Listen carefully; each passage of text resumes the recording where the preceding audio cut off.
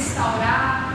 E no domingo à tarde vem o batismo com o Espírito Santo, quer dizer, limpa, tira toda a sujeira e depois recebe um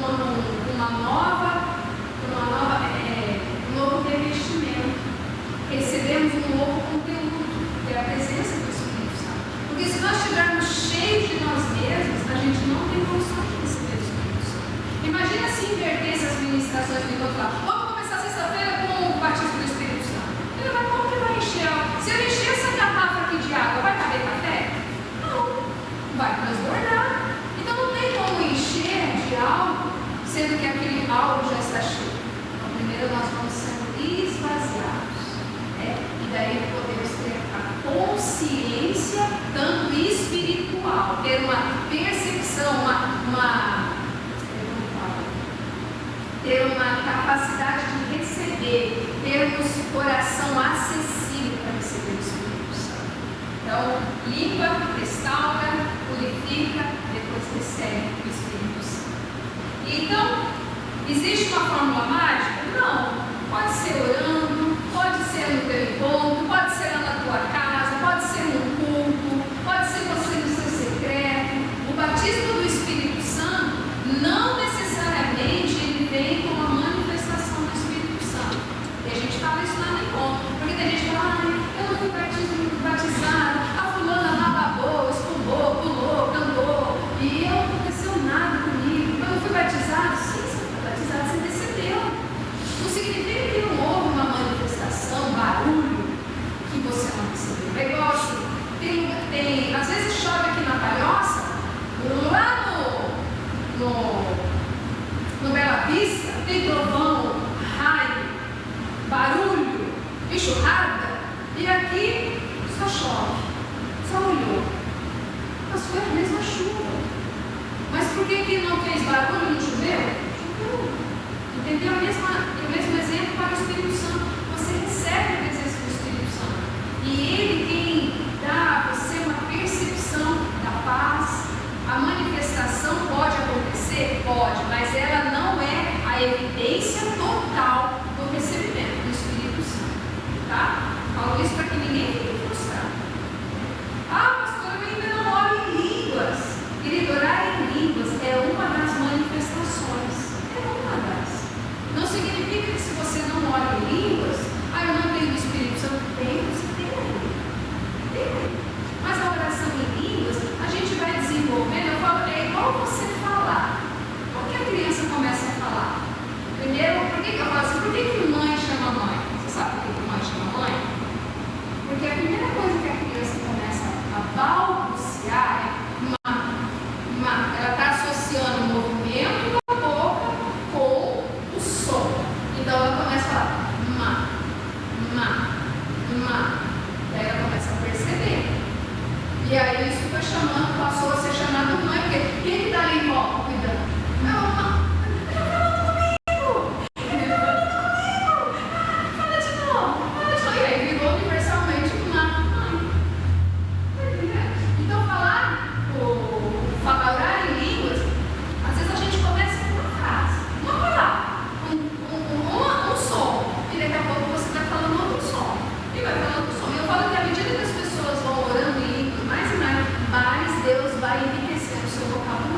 é igual orar, ler. Quanto mais você lê, mais o seu vocabulário fica enriquecido, não é? Quem lê pouco, não fala muito bem, mas quem lê muito, fala muito bem, se expressa muito bem. Vai falar uma palavra, ele sabe vários sinônimos daquela palavra, porque está dentro dele o conteúdo, está dentro dele o vocabulário. Né? Então, a oração em línguas também. À medida que você vai orando, tendo o exercício de todos os dias orar, de todos os dias se dedicar um tempo, você vai enriquecendo o seu vocabulário. Pastor, aí eu não oro em línguas. A minha mente como que fica quando a gente ora em línguas? Eu fico em transe? Não, claro que não. Você não entende o que você fala, mas você também está ali, pensando às vezes em uma oração, talvez fique uma frase repetitiva no seu pensamento que exalta a Deus. Não tem como orar em línguas e ficar pensando no pecado. Não. Seu pensamento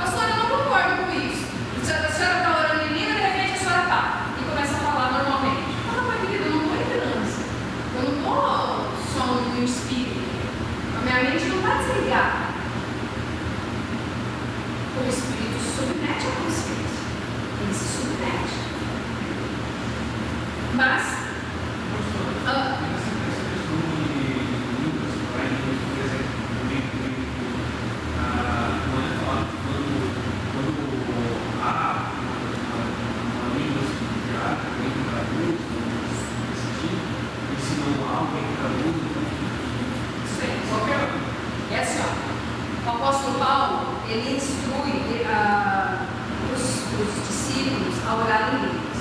Só porque orar em línguas edifica-se a si mesmo, tá? Então, se você ora em línguas na sua casa, se você ora em línguas, está edificando Deus. Orar em línguas no coletivo, por exemplo, num culto de domingo, tem aqui visitante, tem gente. Nós não oramos em línguas, em cultos, assim, porque é escândalo para aqueles que não entendem. E Paulo instrui isso. Não edifica o visitante, não edifica aquele que é neófito, novo na fé.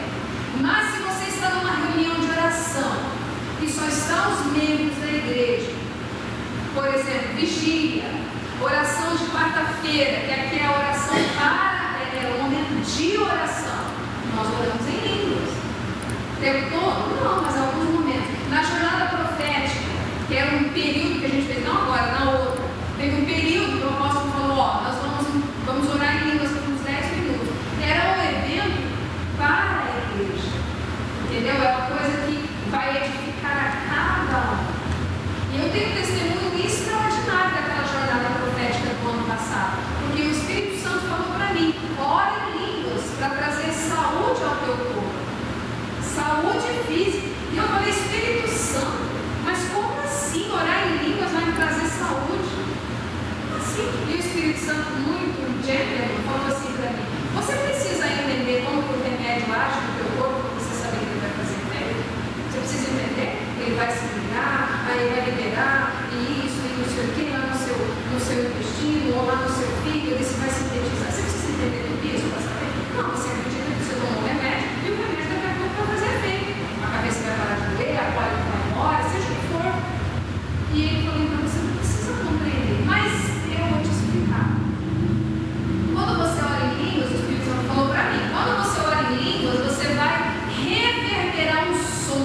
E este som vai trazer harmonia, ordem às suas células corporais. Porque Deus criou todas as coisas a partir do quê? Da palavra. A palavra. A palavra. O som deu ordem ao mundo físico. A palavra. Então ele falou, quando você orar em línguas, a tua palavra vai ecoar uma vibração, é como se fosse uma ondas, e que vai trazer ordem ao corpo. Uau! Ele falou, você vai fazer como um tratamento. Você vai orar em línguas todo dia por 10 minutos. E isso é saúde para o teu corpo, que eu fiz. Fazem 2 meses, todos os sintomas que eu estava sentindo parou. Lembra que eu fui lá, a Lina testemunha, eu consultei lá com a médica falou que eu ia ter que fazer um exame mais profundo, e não sei o que, passou uns remédios lá, psicólogo, para tomar. Eu falei, não, senhor, não vou tomar esse remédio. É difícil tratar a gente da área da saúde, né, né? A gente questiona, a gente sabe um pouco da medicação, a gente não submete de cara, assim, porque você vai pesquisar qual é o efeito colateral, né? E eu falei, não sei, o Senhor me fez perfeita. Eu recebo o diagnóstico, mas eu ponho a minha fé acima do diagnóstico. E a palavra diz que quando a gente ora em línguas, identificamos a nossa línguas. Então, esse é o meu testemunho. Não estou dizendo todos, isso é o que Deus fez em mim. E tem feito. Faz 2 meses que eu estou curada. Em nome de Jesus, estou curada. E esses dias o Espírito Santo falou assim para mim, e é isso, o tratamento continua orando. Eu vou pegar, me lá da igreja, lá de casa, né? Eu vou orando em igreja. Eu continuo. Os dons do Espírito Santo, ponto 4. Existe uma diversidade de dons que o Espírito Santo concede aos crentes. E essas manifestações do Espírito visam o quê? A edificação e a santificação da igreja. Então vamos lá, orar em línguas edifica-se a si mesmo, mas os dons do Espírito edifica e santifica a igreja. Então nós vamos classificá-los em dons espirituais. 1 Coríntios 12, 4 a 6. Ora, há diversidade de dons, mas o Espírito é o mesmo. E há diversidade de ministérios, mas o Senhor é o mesmo.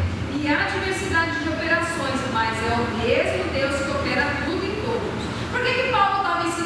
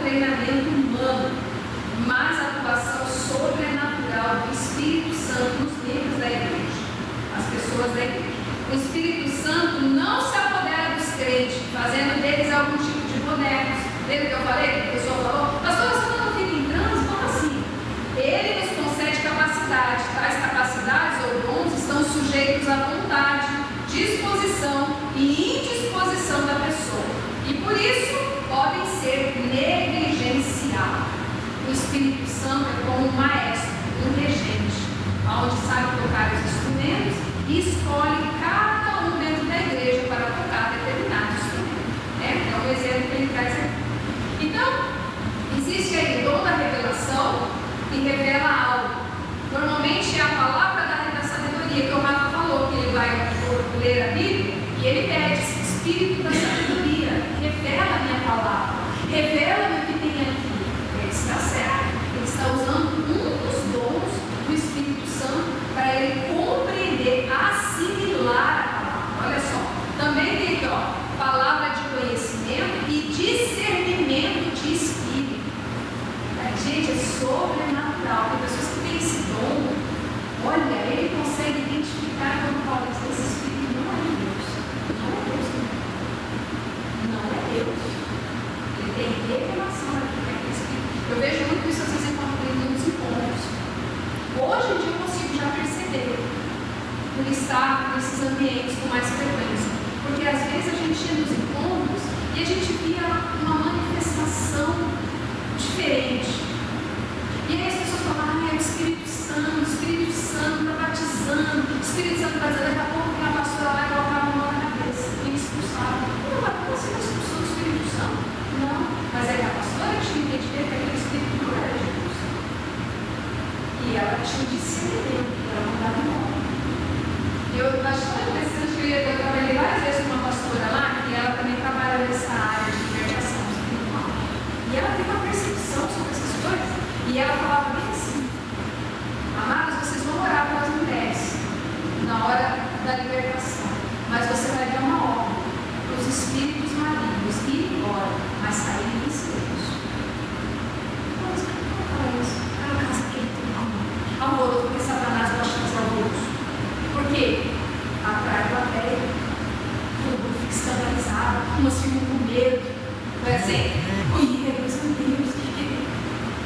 Ela falava desse jeito: quando vocês orarem, expulsa, fala no pé do ouvido, fala para ele ir embora e fala para ele sair de simples. E eu falei: uau, que tremendo. Não é para trazer isso, é para trazer libertação. A gente não quer essa cabeça. Ah, mas é que é o agir de Deus. Não, mas o agir de Deus também não acontece nos santos. E ela era expulsa, o demônio ia embora, ela não foi liberta, chorou, se lapicou, ele foi revestido do Espírito Santo. É, exatamente. Eu acho que há muita. Não sei se ela está mas eu é que hoje em dia a gente vive um tempo que se gosta muito de uma polêmica, né? Mas antigamente eu era criança, sabe? Não tinha essa questão de internet, de redes sociais, nada tão exposto assim. Mas existia muito estudo da igreja da ação bíblica. E eles faziam muito essa questão. Pode fazer que a igreja ora muito com relação a isso aí. Isso não era também. Exatamente. Todo ano para manifestar, para sair, não sei o quê. Se você chamar ele a manifestar, ele vai se manifestar. Aí começa aquela entrevista. De onde você veio? Por que você está aqui? Quem te mandou? Aqui para quem? Entrevistar? Fazer a superintendência? Não, manda embora. E pronto. E também, sabe o que acontece? Eu li um livro recentemente do pastor Hernani Santos, e ele fala isso, que esse alvoroço que teve há um tempo, assim, das libertações, é porque mostrava uma certa espiritualidade. Entendeu?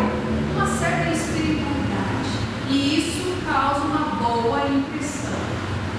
Né? Então, mas não precisa ser assim. É claro, pode haver uma manifestação no meio do culto? Pode. Mas nós, as pessoas que já tudo servem na igreja, somos o mais discretos possível. O mais discreto. Né? Os obreiros são escolhidos, né? Ficar ali em volta, né? E retirando. Acho que vocês vão aqui com uma manifestação.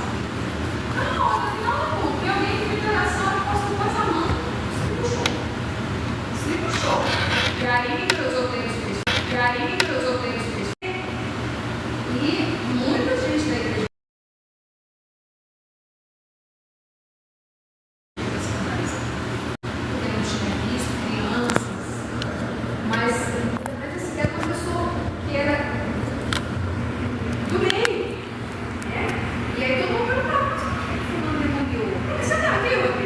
Não. As pessoas falam, por quê? Fulano. Claro que existe uma legalidade. Existe uma legalidade sobre a vida dele. Então, não tem como dois corpos ocuparem o mesmo lugar. É a lei da física e a lei do mundo espiritual também. Então, mas foi liberto. Mas é aquilo, ser liberto significa que conserva-se limpo, tá? A palavra mesmo diz que uma vez que foi liberto, os demônios saem. E depois de um tempo eles voltam para ver qual é o estado daquela casa. Se ela está vazia, às vezes ela está até limpa, mas está vazia. Significa o quê? Que nós devemos ser cheios da palavra, cheios do Espírito Santo. Porque senão ele vem com 7 piores. 7 piores. Esses piores é aquele espírito da crítica, é o espírito do orgulho. 7 piores. Então, esse é o nosso compromisso. Essa é a responsabilidade do cristão. Uma vez que eu fui limpo, restaurado, eu tenho a responsabilidade de me manter limpo, santo. E não é por esforço, é pela atuação do Espírito Santo. Eu vou me esforçar para ser santo. Não, você vai deixar o Espírito Santo ministrar no teu coração. Quando teus olhos forem inclinados para o que é mal, o Espírito Santo logo vai falar: você não precisa disso. Você não precisa disso. Você tem ali. E se você tem consciência de que às vezes quando você se expõe a algumas coisas, o Espírito Santo se retira, você percebe: eu não quero que o Espírito Santo se retire. Eu não quero sentir o meu coração contaminado. Decisão, manter-se limpo é uma decisão, né? Manter a presença do Espírito Santo é uma postura, tem uma postura. É igual os homens que são casados, e você tem uma postura: eu sou fiel à minha esposa. Precisa ficar vigiando o tempo todo? Claro que não. A integridade está dentro do homem casado. Não, eu tenho a minha esposa, eu sou leal a ela e ela a mim. Então, é uma postura, uma posição, uma decisão. Então, temos aqui os dons espirituais. Os dons de revelação, dom de poder, ou o dom da fé, é o dom de operações de milagres, dons de cura. Né? Você já viram pessoas que têm dom de cura? Ele ora e as pessoas são curadas. Ora e as pessoas são curadas. Dons verbais, dizem algo, profecia, variedade de língua e interpretação de línguas. O dom de profecia é o que mais ajuda a gente. As pessoas gostam do profeta, mas ao mesmo tempo ele é mal julgado às vezes, porque ele fala coisas que pesa depois sobre ele, né? Dons ministeriais, esse é para a edificação da igreja. Veja que os dons de revelação, dom de poder, dom verbal, são às vezes dons que são unilaterais, quer dizer, ele edifica a si ou aquele, direto, como uma seta. Vai para alguém. Os dons ministeriais é para o coletivo, é para toda a igreja. Ele edifica a todos. Então nós temos o Espírito Santo dá dons para preparar o povo de Deus para um trabalho cristão, e para o crescimento e desenvolvimento espiritual do corpo de Cristo, segundo o plano de Deus. Quais são esses dons ministeriais? Faz assim com a sua mão, mostra aqui para mim. Quantos dedos tem aí? Deus tem 5, né? Graças a Deus. Ninguém é filho do Naim. 5 dedos. Você vai aprender hoje dos 5 dedos da sua mão e nunca mais você vai esquecer. Quem sabe dos dons ministeriais? Já viu? Vamos lá, faz assim, dedão. Esse é o apóstolo, tá? O apóstolo. Porque o apóstolo é aquele que é enviado. Não, esse. Ele que lança o fundamento da vida. Não, esse não.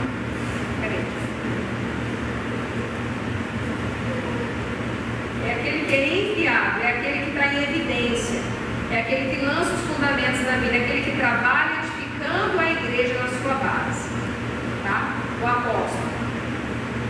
O profeta é esse dedo aqui, aquele que aponta, aquele que dá uma direção, aquele que às vezes até faz o enfrentamento do pecado do outro, é aquele que aponta. O profeta aponta a direção da igreja. Ele enxerga a posição em que a igreja está e ele dá a direção para onde ela deve caminhar. Ele tem a visão de Deus para encaminhar a igreja, tá? Então, o profeta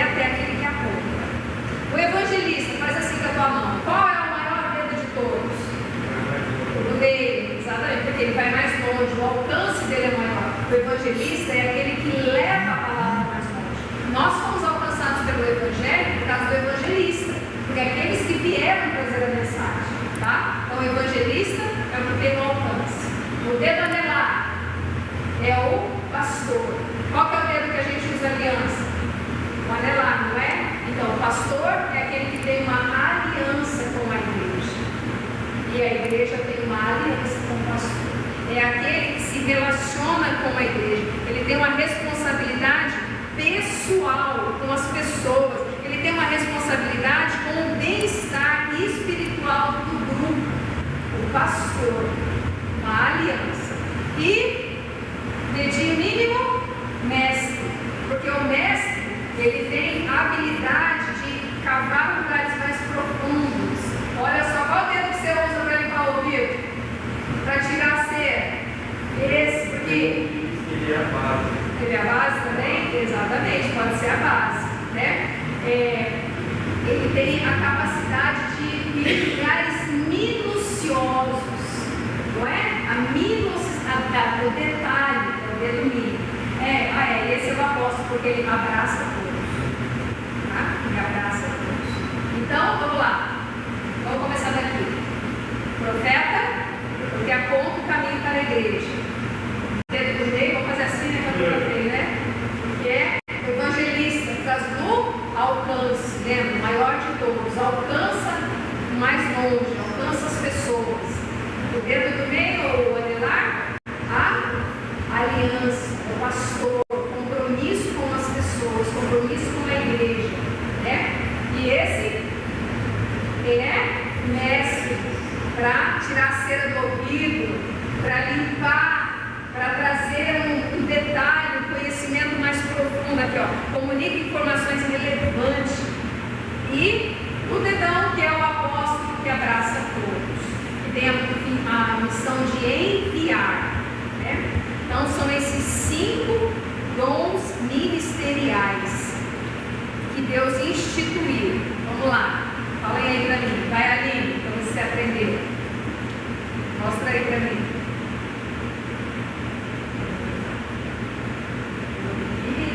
Vai, vou mostrar o dedo, você fala. Qual que é?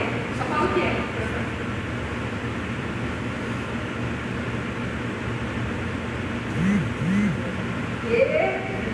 Evangelista. Alcance. Pastor.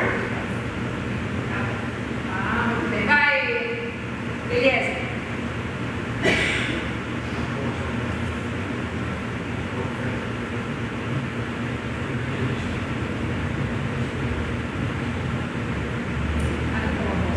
Muito bem. Isso aí. Não vai esquecer mais. Esse é um ensino antigo, viu? Bem antigo. Tá? Agora vamos lá. Qual é o dom ministerial que o pastor Joel tem? Tá, pastor tem mais um. Mestre. O dom de ensino, a capacidade de especial. Mestre. E a pastora Jana? Mas ela também tem que mestre. Tenho mais a de evangelista. Adoro levar a palavra para as pessoas, abordar as pessoas na rua. O apóstolo é aquele que envia, tá igual ao nosso. Porque as pessoas perguntam assim, ó, eu vou te perguntar, por que a tua igreja é apóstolo? Eu perguntar isso para você? Por que é apóstolo? Não é pastor? É porque tá praia, porque ele é maior que todo mundo? Não, não é nada disso. É porque ele exerce uma função de enviar outras igrejas. Ele abre outras igrejas. Porque a palavra apóstolo significa no grego, usado para ir levar a palavra para outro lugar, uma grande encarnação. Então, essa palavra apóstolo é desta origem. E significa aquele que envia, tem uma grande embarcação leva, envia tripulantes, envia mercadoria, envia algo para outro lugar. Então, o ministério de apóstolo é aquele que envia. O apóstolo nos enviou para cá para começar a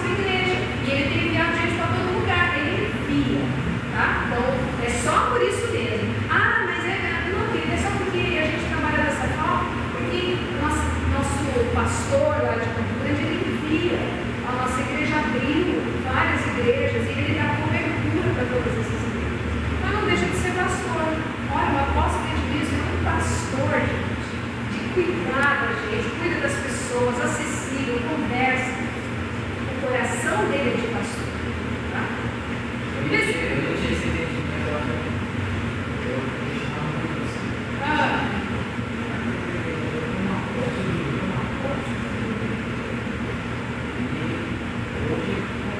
Então, se você entender, por que às vezes questionam, às vezes conflita, porque a gente pensa assim, nossa, se hoje homens carnais são apóstolos, está descredibilizando os apóstolos lá da Bíblia? Não, apóstolo Paulo, na verdade, Paulo, ele foi comissionado a apóstolo porque ele enviava outras pessoas para ir para outros lugares pregar a palavra. Ele enviou Timóteo, ele enviou João Paulo, ele enviou outras pessoas. Então, aquele que envia é chamado de apóstolo. Está entendendo? E Paulo Não. ele tem essa ideia. Apóstolo foram só os que andaram com Jesus. Não, exatamente. Os dois que andaram com Jesus. Mas Paulo. E é interessante, porque os que andaram com Jesus, os discípulos diretamente ali com ele, eles depois que Jesus ascendeu, sabe o que eles foram fazer? Pregar o Evangelho. Por isso que eles foram chamados de apóstolos. Teve irmãos de Jesus que também eram seguidores, que também eram discípulos, mas não foram levantados, todos foram levantados como apóstolos. Porque nem todos foram fazer, pregar a palavra e dar a sua vida pela causa. Entendeu? E é isso. Terminamos? Não tem essa, tem que descomplicar. As pessoas eles querem complicar as coisas. O bispo, ele não é bíblico aqui, né? A palavra traz lá no Novo Testamento bispo e os arcebispos, mas que são pessoas que são instituídas para ajudar no cuidado da igreja. Na ICG nós temos 2 bispos. Faz um ano que a gente foi ungido os pastores, foi que a gente foi ungido o primeiro bispo da ICG, que foi o bispo Evaldo. Ele foi consagrado a bispo por conta da função que ele exerce dentro da igreja, de cuidar dos pastores. Entendeu? É só uma questão de classificação, de cuidado e responsabilidade. Cuida dos pastores. O bispo Coroilson, às vezes até chama de pastor, porque não vou chamar de pastor. O bispo Coroilson também foi levantado na função de bispo, porque ele ajuda também ao cuidado dos pastores. O bispo Evaldo, lá em ICG, ele é mais responsável pela parte estrutural, organizacional, financeira, e o bispo Coroilson com os pastores e os campos, tá? Então, por exemplo, a gente precisa fazer uma manutenção do ar-condicionado. Para quem que eu ligo? Para quem que eu converso? Para quem que eu faço orçamento? Bispo Evaldo, é responsável por essa parte estrutural. Ah, mas agora é uma questão que eu estou com uma dificuldade para discipular alguém, preciso de um conselho. Bispo Coroilson, que nos ajuda mais na questão espiritual, de discipulado, de orientação, evento, encontro, tudo que a gente quer fazer. Olha, a gente está com essa ideia, o senhor acha isso, aquilo? Vamos diretamente com ele. Então, são 2 bispos, que um ajuda mais na questão de estrutura, igreja, administrativa, e o outro que é a parte espiritual. E assim tem sido, desafoga um pouco o apóstolo de muitas demandas. Tudo vai para ele, tudo chega para ele. Coisas simples, pequenas. Por exemplo, a gente vai começar o culto relevantinho aqui. Ah, pastor, como que a senhora decidiu e vai ser? Não. Eu tive a percepção que era o momento, conversei com o pastor Joel, o pastor falou, vamos avaliar, conversei com o bispo, Evaldo, o bispo, assim, conversei com a pastora Rebeca, a pastora Rebeca falou, vamos avaliar, passei com o bispo passou a proposta, e eu esperei a resposta, sim ou não. Às vezes as pessoas pensam que a gente é independente, você já sai fazendo isso, não, tudo passa por tanto para uma permissão, para desenvolver, porque tudo não anda alinhado. Tudo alinhado, a gente não é independente. Toda a ideia, a pastora vai fazer um evento, vamos trabalhar, vamos ver como é que vai ser, vou compartilhar. Porque tem coisas que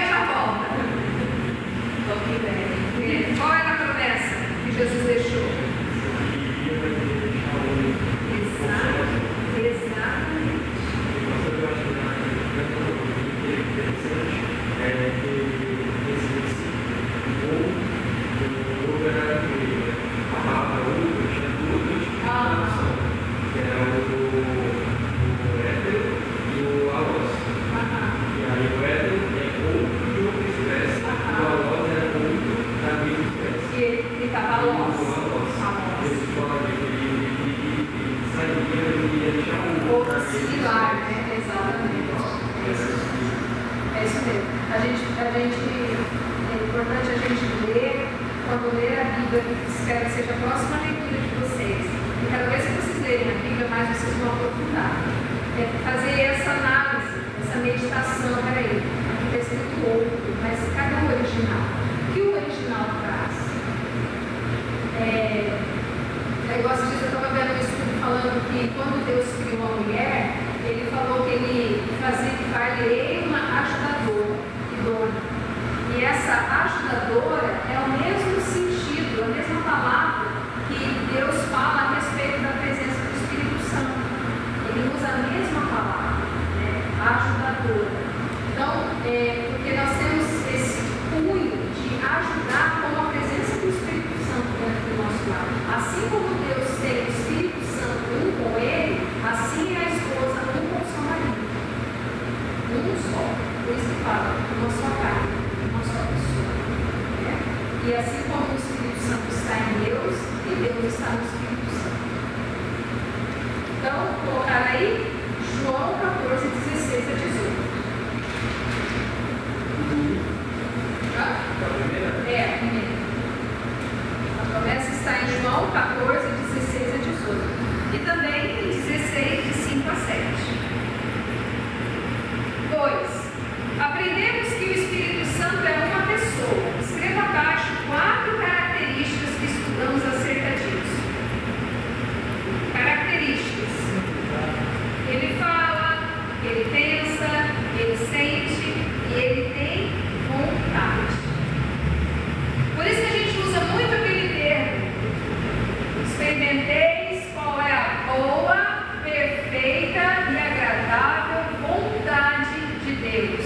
Como que nós vamos experimentar a boa, perfeita e agradável vontade de Deus? Como? Pela ação do Espírito Santo. O Espírito Santo tem vontade, a vontade dele é similar à vontade do Pai. Não vai haver divergência entre o que o Espírito Santo quer e o que Deus quer, tá, gente? É a mesma coisa, tá? É igual às vezes as pessoas falam assim: olha, pastor, eu estava orando e Deus falou para eu sair da igreja. Será que Deus vai falar para você sair da igreja? Será? Agora, para quem você está orando então? Que mandou? Que Deus é esse que mandou sair? Se Deus falar para a gente permanecer. Então, escreva abaixo o que o Espírito Santo abençoa. Ele sente, ele fala, ele tem vontade. Fala, pensa, sente, tem vontade. 3. Releia o texto de Romanos 8, 26 e escreva sobre qual a obra do Espírito Santo o texto se refere. O verso é: porque todos os que são guiados pelo Espírito de Deus são estes, são filhos de Deus. Sobre qual obra do Espírito Santo ele estava referindo? Que o Espírito Santo nos guia, nos instrui, nos orienta. E sobre esta obra, nos dá instrução. 4. Sobre o batismo do Espírito Santo. Marque V ou F para verdadeiro, F para falso, nas afirmações abaixo. Vamos lá. Uma pessoa precisa nascer de novo antes de poder receber o Espírito Santo? Mas o Espírito Santo? Sim. O batismo é o revestimento de poder e unção que vem do alto? É ou não é? É verdadeiro. É o revestimento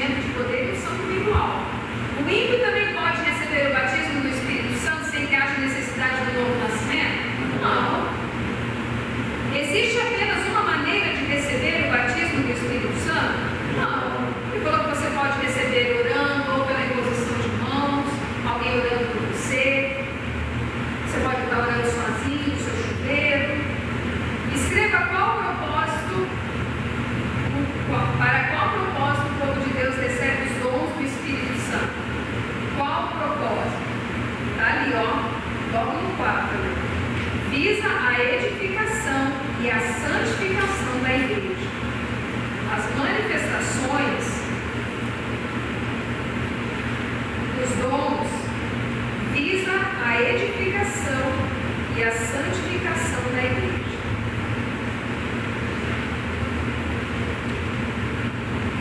Podemos avançar?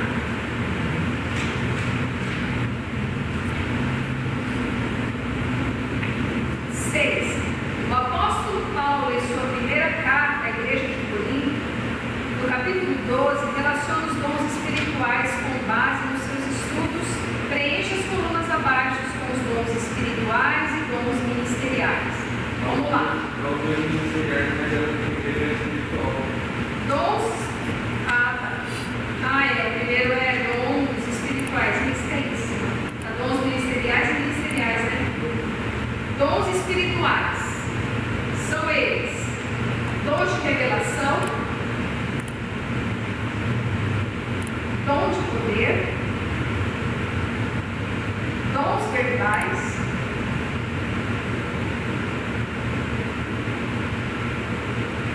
certo? Lembra, ele é direcionado, esses dons. Lembra, é direcionado. Ou é para edificar a você mesmo, ou é para edificar alguém, ou é para curar a você, ou é para curar alguém, ou é para levar uma profecia a alguém. Agora, os dons ministeriais, ele é coletivo, ele é para o grupo, ele é para toda a igreja. Os ministeriais: apóstolo, profeta, evangelista, pastor e mestre.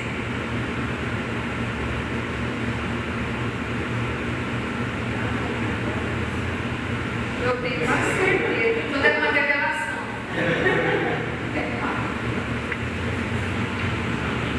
Amém? E terminamos essa lição. E temos 2 minutos. Lembra, aquilo que